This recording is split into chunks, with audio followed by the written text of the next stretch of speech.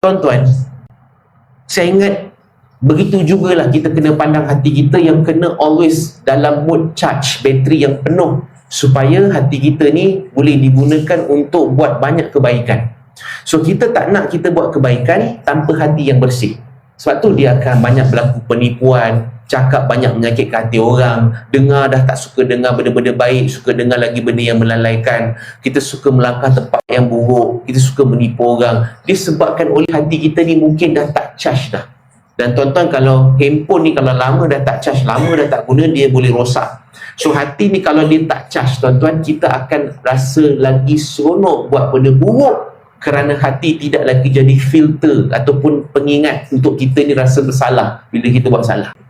Jadi sama juga Al-Quran ni, dia ada satu makna yang sebenar, iaitu tujuan yang dia susah untuk difahami oleh orang yang hatinya bergeluman dengan penyakit sombong. Ada penyakit sombong, tuan-tuan, pun akan terhalang daripada kita memahami ayat-ayat Al-Quran.